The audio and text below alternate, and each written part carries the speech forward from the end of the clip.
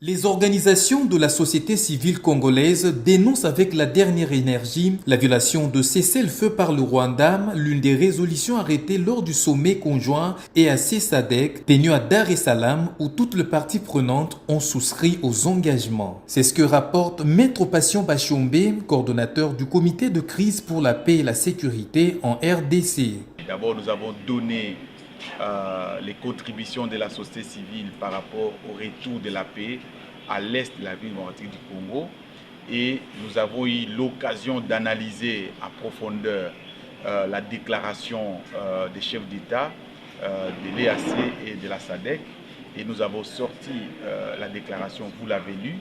Eh bien, il était question aujourd'hui de pouvoir restituer à nos collègues au niveau de la RDC ce que nous avons fait et ce que nous comptons faire pour la suite.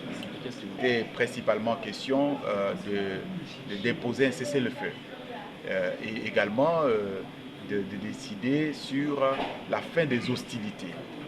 Et malheureusement, nous avons constaté que sur terrain, ce n'est pas le cas. Nous en profitons de votre microphone pour dénoncer la violation des cessez-le-feu par les M23. Et malheureusement, il y a des vies qui sont fauchées, malgré la déclaration des chefs d'État, alors que nous avons souscrit en tant que société civile dans ces résolutions. Les gouvernants ou les dirigeants des États ont souscrit, et même l'M23 a aussi souscrit à ce que j'ai pu lire sur la toile. Mais nous n'avons pas apprécié, nous ne comprenons pas comment on peut se moquer des chefs d'État de la région. Au coordonnateur du comité de crise pour la paix et la sécurité de souligner que la société civile va continuer à demander à toutes les parties prenantes de respecter les engagements pris à Dar es Salaam. Nous allons continuer à demander à toutes les parties prenantes, surtout les chefs d'État de la région, de respecter les engagements qu'ils ont pris au niveau de Dar es Salaam.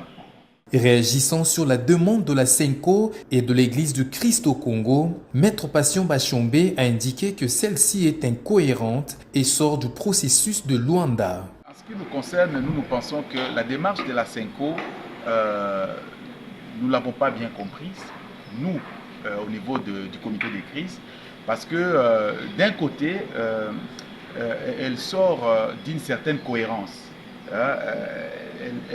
Elle ne s'imbrique pas dans une cohérence par rapport au processus de Luanda et de Nairobi qui ont été fusionnés d'ailleurs par les chefs d'État de la région. Le comité de crise pour la paix et la sécurité note que cette démarche n'est pas celle que la population des Goma attendait.